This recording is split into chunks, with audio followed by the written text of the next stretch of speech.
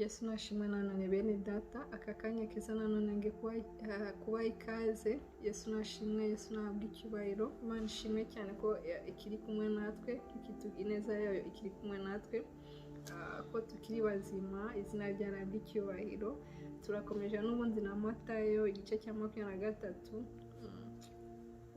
Umuntu utarasoma Bibiliya cyangwa utayizi n'ukuri namushishikariza gusoma Bibiliya. Irimo inyigisho nyinshi. Bibiliya yatuyobora, Bibiliya ituma tumenya ibyo tugomba gukora kugira ngo tuzabone ubugingo buhoraho, tukamenya icyo Imana ishaka, icyo Imana ituvuga, icyo Imana ivuga. Bibiliya ni igitabo cyiza cyane gishobora kuyobora umuntu mu buzima bwe bwa buri munsi. Rero turakomeje n'ubundi igice cya 23 muri Matayo, aravuga ngo Yesu abuza abigishwa gukurikiza imigenzereze y'abafarisayo.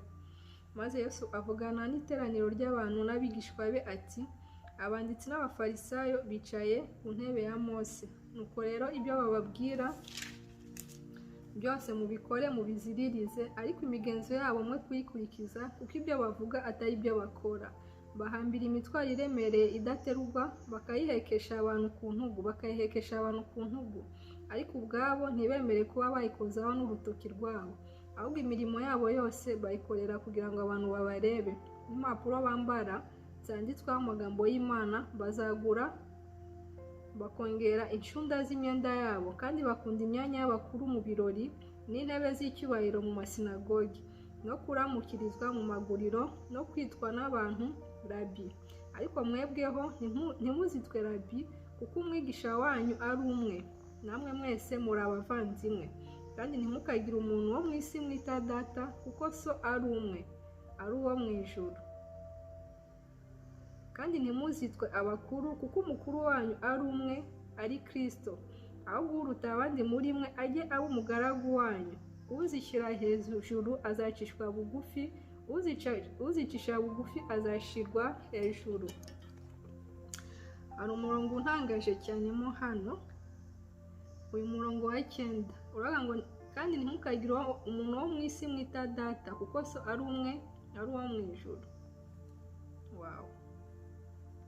Impamvu uyu murongo untangaje cyane nuko muri iki gihe hari amatorero menshi usanga umupasiteri waho cyangwa se sinzi umuapotre bamwita dadi cyangwa mami, ibintu nk'ibyo. Ariko hano haravuga, Yesu aravuga ngo ntimukagire umuntu wo mu isi mwita data, kuko so ari umwe, ari uwo mu ijuru. Niyo mpamvu rero gusoma Bibiliya ari byiza, bifasha gutuma umuntu amenya icyo Imana itubwira. Donc bituma umuntu amenya ibintu byinshi atarazi. Aravuze ati kandi ntimuzitwe abakuru, kuko umukuru wanyu ari umwe, ari Kristo. Ahubwo uruta abandi muri mwe ajya aba umugaragu wanyu. Uzishyira hejuru azacishwa bugufi, uzicisha bugufi azashyirwa hejuru. Niyo mpamvu kwicisha bugufi ari ikintu cyiza cyane. Imana yanga umuntu wishyira hejuru, Imana yanga umwibone. Ariko umuntu ucisha bugufi, Imana imushyira hejuru. Amen. Umurongo wa 13 ku gice cya 23 avuga ngo Yesu aburira abafarisayo n'abanditsi. Ariko mwege banditsi n'abafarisayo mwandyarya mwe, muzabona ishyano, kuko mwugarira ubwami bwo mu ijuru ngo abantu batabwinjiramo. Namwe ubwanyu ntimwinjiremo, kandi n'abashaka kwinjiramo ntimubakundire. Biteye agahinda. Mwege banditsi n'abafarisayo mwandyarya mwe, muzabona ishyano, kuko murya ingo z'abapfakazi, kandi mugakomeza kuvuga amasengesho y'urudaca muryarya. Icyo gituma muzacirwaho iteka riruta ayandi. Mwege banditsi n'abafarisayo mwandyarya mwe, muzabona ishyano, kuko muzererezwa mu nyanja no mu misozi no guhindura umuntu umwe ngo yemere idini yanyu. Ariko iyo ahindutse mutuma abaruta inkuge ebyiri kuba umwana w'igehinomu.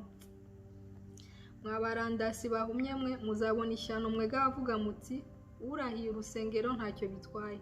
Ariko ngo urahiye izahabu yo mu rusengero azaba yibohesheje iyo ndahiro arahiye. Mwabapfu mwe, mwamumye mwe, ikiruta ikindi ni ikihe? Ni izahabu cyangwa n'urusengero rwubahiriza izahabu? Kandi ngo urahiye igicaniro ntacyo bitwaye, ariko urahira ituro rikiriho azaba yibohesheje iyo ndahiro arahiye. Mwamumye mwe, ikiruta ikindi ni ikihe? Ni ituro cyangwa n'igicaniro cyubahiriza ituro? nuko urahiye igicaniro nicyo aba arahiye n'ibikiriho byose, kandi urahiye urusengero nirwo aba arahiye n'irubamo, kandi urahiye ijuru aba arahiye intebe y'Imana n'iyicaraho. Mwebwe banditsi n'abafarisayo mwandyarya mwe, muzabona ishyano kuko mutanga kimwe mu icumi cy'isogi na anisi na kumino, mukirengagiza amagambo akomeye mu mategeko, ariyo kutabera n'imbabazi no kwizera. Ibyo mwari mukwiriye kubikora, na bya bindi ntimubireke. Mwabarandasi bahumye mwe, mumimina umubu ariko ingamiya mukayimira bunguri. Mwebwe banditsi n'abafarisayo mwandyarya mwe, muzabona ishyano kuko mwoza inyuma y'igikombe n'imbehe, ariko imbere yabyo huzuye ubwambuzi bwanyu no kutirinda. Wa mufarisayo uhumye we, banza woza imbere y'igikombe n'imbehe, inyuma yabyo habone kuba heza. Mwebwe banditsi n'abafarisayo mwandyarya mwe, muzabona ishyano kuko mumeze nk'ibituro byasizwe ingwa, bigaragara inyuma ari byiza, nyamara imbere byuzuye amagufwa y'abapfuye n'ibihumanya byose. Niko muri namwe inyuma mugaragarira abantu muri abakiranutsi, ariko mu mitima mwuzuye uburyarya n'ubugome. Mwebwe banditsi n'abafarisayo mwandyarya mwe, muzabona ishyano kuko mwubaka ibituro by'abahanuzi, mukarimbisha inzibutso z'abakiranutsi, mukavuga muti iyaba twariho mu gihe cya basogokuruza, ntituba twarafatanyije nabo kuvusha amaraso y'abahanuzi. Uko niko mwihamya ko muri abana babishe abahanuzi. Ngaho nimwuzuze urugero rwa basekuruza wanyu. Mwanzoka mwe, mwabana b'inshiramwe, muzahunga mute iteka ry'igehinomu? Nuko rero kubw'ibyo ngiye kubatuma abahanuzi n'abanyabwenge n'abanditsi, bamwe muri bo muzabica, muzababamba, abandi muzabakubitira mu masinagogi yanyu, muzabirukana mu midugudu yose bajyamo, muhereko mugibweho n'amaraso yose y'abakiranutsi yaviriye ku isi, uhereye ku maraso ya Abeli umukiranutsi, ukageza ku maraso ya Zakariya mwene Berekiya, mwiciye hagati y'ahera h'urusengero n'igicaniro. Ndababwira ukuri yuko ibyo byose bizasohora ku b'iki gihe. Yerusalemu, Yerusalemu, wica abahanuzi, ugatera amabuye abagutumweho, ni kangahe ishaka kumundikira abana bawe, nk'uko inkoko ibundikira imishwi yayo mu mababa yayo, ntimunkundire? Dore inzu yanyu muyisigiwe ari umusaka. Ndababwira yuko mutazambona uhereye none ukageza ubwo muzavuga muti, hahirwa uje mu izina ry'Uwiteka. Amen. Igice cya 24 muri Matayo. Rero haravuga ngo ibyerekeye kurimbuka kwa Yerusalemu no kugaruka kwa Yesu.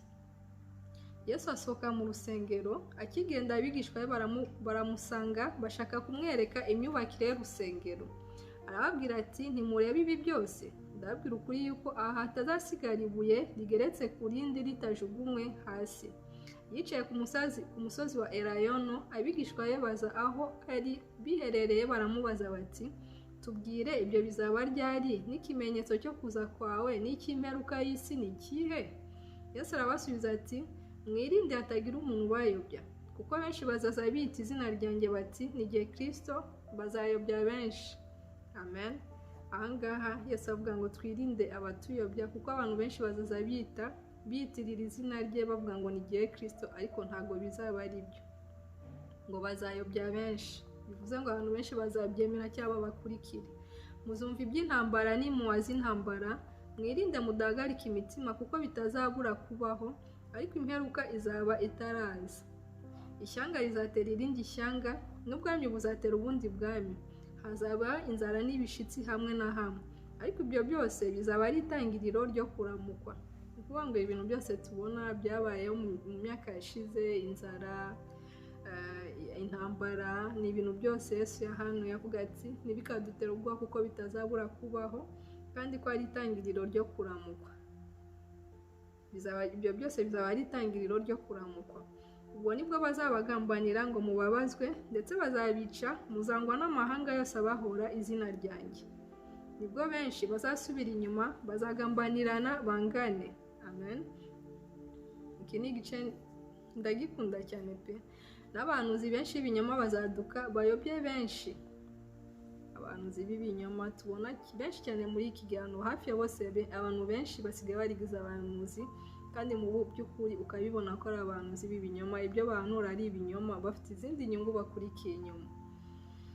ngo abahanuzi b'ibinyoma n'abahanuzi b'ibinyoma benshi n'abahanuzi benshi b'ibinyoma bazaduka bayobye benshi, maze kuko ubugome buzagwira urukundo rwa benshi ruzakonja. Ati ubugome buzagwira urukundo rwa benshi ruzakonja. Muri iki gihe n'ukuri abantu babaye abagome, abantu nta rukundo bakigira, ntabwo ari bose ariko nibyo tubona muri iki gihe, abantu benshi nta rukundo abantu bakigira, abantu babaye abagome cyane, biragoye kwizera umuntu w'iki gihe. Nibi rero Yesu yahanuye aravuga ngo ariko uwihangana akageza imperuka niwe uzakizwa, kandi ubutumwa bwiza bw'ubwami buzigishwa mu isi yose ngo bube ubuhamya bwo guhamiriza amahanga yose, nibwo imperuka izaherako ize. Kandi ubu butumwa bwiza bw'ubwami buzigishwa mu isi yose ngo bube ubuhamya bwo guhamiriza amahanga yose, nibwo imperuka izaherako ize. Ariko ubwo muzabona ikizira kirimbura cyahanwa n'umuhanuzi Daniel gihagaze ahera, ubisoma byitondere. Icyo gihe abazaba bari Yudaya bazamubwire ku misozi, n'uzaba ari hejuru y'inzu ye kuzamuhanuka ngo atware ku bintu byo mu nzu ye, n'uzaba ari mu mirima ye kuzasubira imuhira, n'uzaba ari mu mirima ye kuzasubira imuhira ngo azane umwenda we. Abazaba batwite n'abonsa muri iyo minsi bazabona ishyano. Namwe musengere kugira ngo guhunga kwanyu kutazabaho mu mezi y'imbeho cyangwa ku isabato, kuko muri iyo minsi hazaba umubabaro mwinshi utigeze kubaho uhereye ku kuremwa kw'isi ukageza none, kandi ntuzongera kubaho. Iyo minsi iyaba itagabanijweho ntihajyaga kuzarokoka n'umwe, ariko ku bw'intore iyo minsi izagabanwaho. Icyo gihe umuntu nababwira ati dore Kristo ari hano, n'undi ati ari hano, ntimuzabyemere, kuko abiyita Kristo n'abahanuzi b'ibinyoma bazaduka bakora ibimenyetso bikomeye n'ibitangaza kugira ngo babone uko bayobya n'intore niba bishoboka, dore mbibabwiye bitaraba. Ati abahanuzi bazaduka bakanakora ibimenyetso, bagakiza abantu, bagakora ibintu bitangaje abantu, kandi mu by'ukuri ari abahanuzi b'ibinyoma, kandi biravuze ngo nibinashoboka bazayobya n'intore, ngo dore mbibabwiye bitaraba. Nuko nibababwira bati dore ari mu butayu ntimuzajyeyo, cyangwa bati dore ari mu kirambi ntimuzabyemere, kuko nk'uko umurabyo urabiriza iburasirazuba ukabonekera aho rirengera, niko no kuza k'umwana w'umuntu kuzaba. Aho intumbi iri hose niho inkongoro ziteranira. Ariko hanyuma y'umubabaro wo muri iyo minsi, uwo mwanya izuba rizijima, n'ukwezi nikuzava umwezi wako, n'inyenyeri zizagwa ziva mu ijuru, n'imbaraga zo mu ijuru zizanyeganyega. Ubwo nibwo ikimenyetso cy'umwana w'umuntu kizabonekera mu ijuru, n'amoko yose yo mu isi nibwo azaboroga. Abonye umwana w'umuntu aje ku bicu byo mu ijuru afite ubushobozi n'ubwiza bwinshi, azatumisha abamarayika be ijwi rirenga ry'impanda, bateranye intore ze mu birere bine, uhereye impera y'ijuru ukageza iyindi mpera yaryo. Amena. Umurongo wa 32 ku gice cya 34 avuga ngo uko bizamera ubwo Yesu azagaruka. Murebere ku mutini, niwo cyitegerereza. Ishami ryawo iyo ritoshye ibibabi bikamera, mumenya yuko igihe cy'impeshyi kiri bugufi. Nuko namwe nimubona ibyo byose muzamenye yuko ari hafi ndetse ageze ku rugi. Ngo nitubona biriya byose Yesu yavuze tuzamenye ko ari hafi kandi ko ageze ku rugi. Nuko namwe nimubona muzamenye ko ari hafi ndetse ageze ku rugi. Ndababwira ukuri yuko ab'ubu bwoko batazashiraho kugeza aho ibyo byose bizasohorera. Ijuru n'isi bizashira, ariko amagambo yanjye ntazashira na hato. Amen. Ariko uwo munsi n'icyo gihe ntawe ubizi, naho baba abamarayika bo mu ijuru cyangwa umwana, keretse Data wenyine. Uko iminsi ya Nowa yari iri, niko no kuza k'umwana w'umuntu niko kuzaba. Kuko nk'uko bari bameze muri iyo minsi yabanjirije umwuzure, bararyaga, baranywaga, bararongoraga, barashyingiraga, bageza umunsi Nowa yinjiriye mu nkuge. Ntibabimenya kugeza aho umwuzure waziye ukabatwara bose. Niko no kuza k'umwana w'umuntu kuzaba. Icyo gihe abagabo babiri bazaba bari mu mirima, umwe azajyanwa undi asigare. Abagore babiri bazaba basya ku rusyo, umwe azajyanwa undi asigare. Nuko mube maso, kuko mutazi umunsi umwami wanyu azazaho. Ariko ibi mubimenye, yaba nyir'urugo yaramenye igicuku umujura azaziramo, yabaye maso, ntiyamukunze gucukura inzu. Nuko namwe mwitegure, kuko igihe mudatekereza ari cyo umwana w'umuntu azaziramo. Amen. ni ukuvuga ngo tugomba guhora twiteguye kuko tutazi umunsi n'isaha. na Yesu yavuze ati nta wundi ubizi usibye data wenyine niwe uzi igihe ibyo byose bizabera, igihe cyo kugaruka k'umwami wacu Yesu Kristo. Tugomba rero guhora twiteguye. Hano yatanze urugero hagati nyir'inzu yabaga yamenyaga umujura, igihe umujura ari bumutere yakwiteguye kugira ngo umujura ntamwinjirane.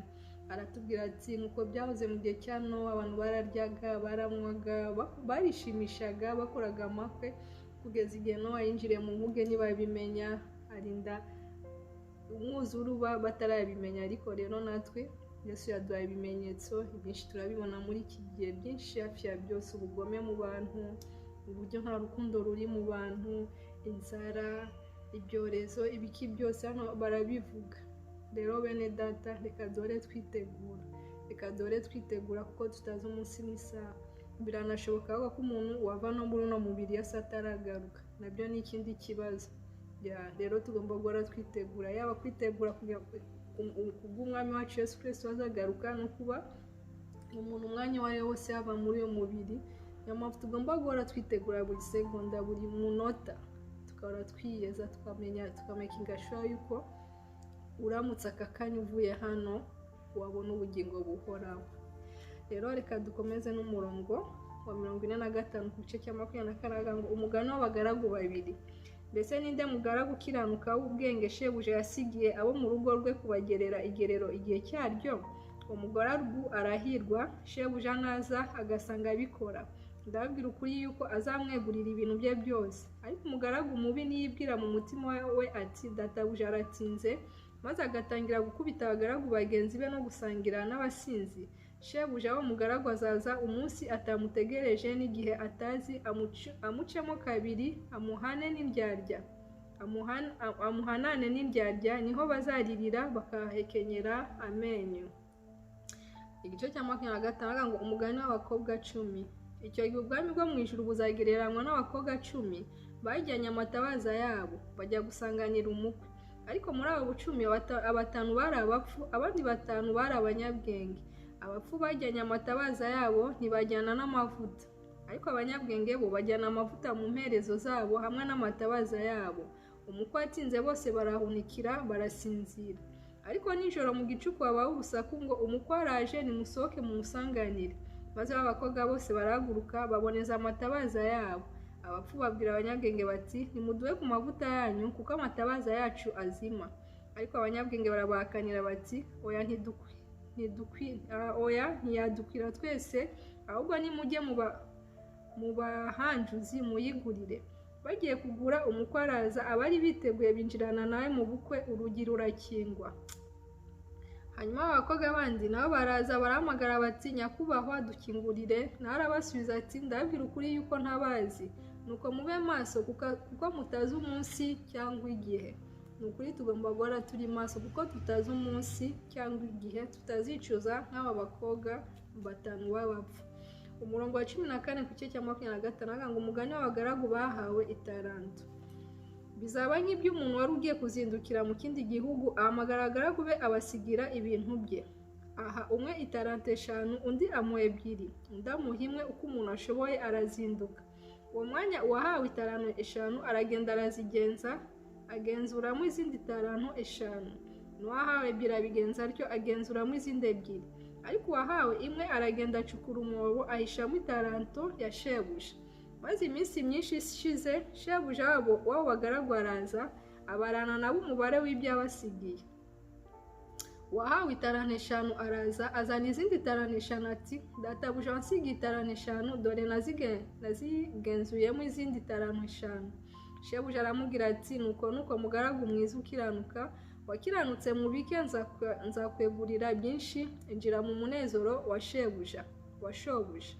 N'uwahawe italanto 2 araza aravuga ati databuja wansigiye italanto 2, dore nazigenzuyemo izindi 2. Shebuja aramubwira ati nuko mugaragu mwiza ukiranuka, wakiranutse mu bike nzakwegurira byinshi, injira mu munezero wa shobuja.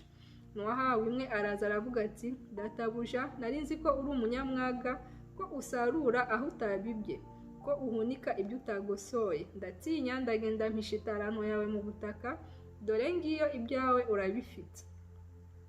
Ariko shebuja aramusubiza ati wa mugaragu mubi we, wa munyabute we, ko wari uzi ko nsarura aho ntabibye, ntunika ibyo ntagosoye, itaranto yawe ntiwari ukwiye kuyiha abagenza, nanjye naza ukampa n'iyanjye n'inyungu yayo.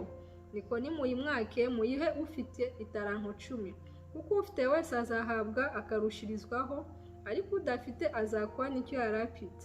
N'uyu mugaragu ntacyo amaze, mumujugunye mu mwijima hanze, niho bazaririra bakahahekenyera amenyo. Umurongo wa 31 ku gice cya 26 aravuga ngo gucirwaho iteka. Umwana w'umuntu ubwo azazana n'abamarayika be bose afite ubwiza bwe, nibwo azicara ku ntebe y'ubwiza bwe. Amahanga yose azateranyirizwa imbere ye, abarobanure nk'uko umwungeri arobanura intama mu ihene. Intama azazishyira iburyo bwe, naho ihene azishyira ibumoso. Umwami azabwira abari iburyo bwe ati, nimuze mwebwe abo data yahaye umugisha, murage ubwami bwabatunganirijwe uhereye ku kuremwa kw'isi. Kuko nari nshonje mukamfungurira, nari mfite inyota mu micyonywa, nari umushyitsi murancumbikira, nari nambaye ubusa muranyambika, nari ndwaye muransura, nari mu nzu y'imbohe muza kundeba.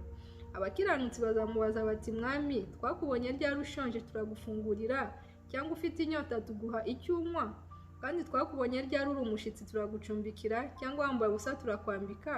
Kandi twakubonye ryari urwaye cyangwa uri mu nzu y'imbohe tuza kugusura? Umwami azabasubiza ati, ndababwira ukuri yuko ubwo mwabikoreye umwe muri bene data abo boroheje bari inyuma y'abandi, ari jye mwabikoreye. Amen. Azabwira abari ibumoso ati, nimuve aho ndi mwabivume mwe, mujye mu muriro w'iteka watunganyirijwe umwanzi n'abamarayika be. Kuko nari nshonje nimumfungurire, nari mfite inyota nimwampa icyo nywa, nari umushyitsi nimwancumbikira, nari nambaye ubusa nimwanyambika, nari umurwayi no mu nzu y'imbohe nimwansura. Nabo bazamusubiza bati, mwami, twakubonye ryari ushonje cyangwa ufite inyota cyangwa uri umushyitsi cyangwa wambaye ubusa cyangwa urwaye cyangwa uri mu nzu y'imbohe ntitwagukorera? Azabasubiza ati, ndababwira ukuri yuko ubwo mutabikoreye umwe muri bene data abo boroheje bari hanyuma y'abandi, nanjye mutabinkoreye. Abo bazajya mu ihaniro ry'iteka, naho abakiranutsi bazajya mu bugingo buhoraho. Icyo nacyo ni cyiza cyane kivuga gucirwaho iteka. Ni ukuvuga ngo igihe cyose ushoboye, ufite ubushobozi, fasha mugenzi wawe utishoboye. Yavuze ngo mwene so wa wundi uri inyuma y'abandi bose. Wisuzugura umuntu ngo kuko ari umukene. Hari uburyo umuntu aba ari mu bibazo, abantu bamubona bakamusuzugura, abantu bamubona nonke, aho kugira ngo umufashe wenda kuko ufite ubushobozi, nk'uko Yesu abivuze ati, arashonje muhe icyo kurya, yambaye ubusa mwambike, ari mu bitaro se genda umusure umutwariye n'ibintu kuko ubishoboye, ahubwo ugasanga kuko asa nabi, kuko ari umukene, kuko ari umutindi, ukanga kumufasha. Hari ukuntu abantu dukunda gusuzugura abantu b'abakene batameze neza. Ibyo rero Yesu aravuga ngo wabikoze, wafashije uwo muntu uri mu bibazo, uwo nguwo wandi uri inyuma y'abandi bose, aho kugira ngo umwigizeyo cyangwa wumve ngo aguteye iseseme cyangwa ukumva ntacyo wamufasha. Ibyo nubikora nuko ibingibi Yesu avuze hano, kugira neza kwa Imana iravuze ngo uzaba uri mu mubare w'intama Yesu azicaza iburyo bwe, mu bazabona ubugingo buhoraho. Ariko babandi banga gufasha abababaye, babandi basuzugura abatindi cyangwa abakene kandi ufite ubushobozi, abo ngabo ngo bazegera ibumoso, arizo yagereranyije n'ihene, ababwira ati mumve imbere mwabivume mwe. Abo ngo bazajya mu muriro w'iteka. Ubundi wari uwo muriro wateganyirijwe Satani n'abamarayika be babi. Uwo muriro ubundi niwo uteganyirijwe, umuriro w'iteka uteganyirijwe Satani n'abamarayika, ariko abantu nabo banze gukora ibingibi iby'Imana ishaka, nabo bazajugunywa mu muriro hamwe na Satani n'abamarayika be. Reka twige gukora inaye kugira neza. N'ukuri twige gutanga muri bike dufite. Ntabwo ukeneye kugira ibya mirenge kugira ngo ufashe abandi. Ushobora kuba uhembwa 50,000, ufashe 5,000 bwa mugenzi wawe 5,000. Reka dufate urugero, uwo munsi nawe akarya n'abana be, cyangwa se akaba afite ikindi kintu kimuremereye akagikora. Hari ikintu gikomeye cyane uba ukoze mu bwami bwo mu ijuru, kandi uwo muntu umugisha gusabira wonyine. Burya gufata, nk'uko twabibonye, gutanga biruta guhabwa. Umuntu utanze abona umugisha cyane kurusha wa wundi wahaye, kuko uba utanze nawe mu kintu ukunda, mu kintu hari icyo uba wigomwa. Reka rero twige gutanga, twige gufasha, kandi babandi ngo bababaye barusha abandi bari inyuma y'abandi, twe kubasuzugura kuko basa nabi, kuko ari abatsinzi, ahubwo icyo kiba cyo kitumotiva cyo gutuma tubafasha. Reka rero dukomeze n'igice cya 26 bavuga ngo bajye inama yo kwica Yesu. Nuko Yesu arangije ayo magambo yose abwira abigishwa be ati, muzi yuko iminsi 2 nishira hazabaho Pasika, umwana w'umuntu azagambanirwa abambwe. Maze abatambyi bakuru n'abakuru b'ubwo bwoko bateranira mu rugo rw'umutambyi mukuru witwaga Kayafa, bagira inama hamwe yo koshyushya Yesu ngo babone uko bamufata bamwice. Ariko baravuga bati, twe kumufata mu minsi mikuru kugira ngo bidatera abantu imidugararo. Igice cya umurongo wa 6 igice cya 26 ngo Yesu asigirwa amavuta mu nzu ya Simoni umubembe. Yesu ari Betaniya mu nzu ya Simoni umubembe, umugore azaho ari afite umukondo w'amavuta meza ameze nk'amadahano y'igiciro cyinshi cyane, ayamusuka ku mutwe yicaye arya. Abigishwa babonye bararakara bati, aya mavuta apfiriye icy'ubusa, ko yajyaga kugurwa impiya nyinshi zigafasha abakene. Ariko Yesu abimenye arababaza ati, uyu mugore muramuterera iki agahinda, ko ankoreye umurimo mwiza? Abakene muri kumwe n'abiteka, ariko jyeweho ntituri kumwiteka. Igitumye uyu mugore asukaho ayo mavuta ku mubiri ni ukuwutunganiriza guhambwa. Ndababwira ukuri yuko aho ubutumwa bwiza buzigishirizwa hose mu isi yose, icyo uyu mugore ankoreye kizavugirwa kugira ngo bamwibuke. Amen. Umurongo wa 14 ku gice cya 26 ngo Yuda agurisha Yesu. Hanyuma umwe muri abo 12 witwaga Yuda Isikaryota asanga abatambyi bakuru, arababaza ati, mwami iki nkamubagenzereza? Bamugerera ibice by'ifeza 30, ahera ko ashaka uburyo yamubagenzereza. Umurongo wa 17 ku gice cya 26 ngo Yesu n'abigishwa be basangira ibya Pasika. Ku munsi wa mbere wo kurya imitsima idasembuwe, abigishwa begera Yesu baramubaza bati, urashaka ko dutunganiriza he aho uri burire ibya Pasika? Arabasubiza ati, mujye mu murwa kwa Ntuza mumubwire muti, umwigisha aravuze ngo igihe cye kirenda kugera, ngo iwawe niho ari busangirire ibya Pasika n'abigishwa be. Abigishwa be bagenzi uko Yesu yababwiye baringaniza ibya Pasika. Bugorobye yicarana n'abigishwa 12 ngo basangire. Bakirya arababwira ati, ndababwira ukuri yuko umwe muri mwe ari bungambanire. Barababara cyane, bahera ko bamubaza umwe bati, mwami ni jye? Nawe arabasubiza ati, uwo duhuriza amaboko ku mbehe niwe uri bungambanire. Umwana w'umuntu aragenda nk'uko byanditswe kuri we, ariko uwo muntu ugambanira umwana w'umuntu azabona ishyano. Ibyajyaga kumubera byiza nuko aba ataravutse. Yuda uwo wari ugiye kumugambanira aramubaza ati, mwigisha ni jye? Aramusubiza ati, wakabimenye. Umurongo wa 26 ku gice cya 26 ngo Yesu atanga ifunguro ryera. Bakirya Yesu yenda umutsima arawushimira, arawumanyagura, aho abigishwa be arababwira ati, nimwende murye, uyu ni umubiri wanjye. Yenda igikombe aragishimira, arakibaha, arababwira ati, nimunywere kuri iki mwese, kuko aya ari amaraso yanjye y'isezerano rishya, ava ku bwa benshi ngo bababarirwe ibyaha. Amen. Ariko ndababwira rwose yuko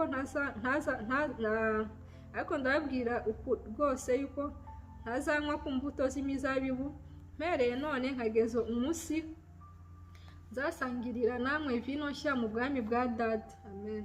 Bamaze kuririmba barasohoka bajya ku musozi wa Elayono.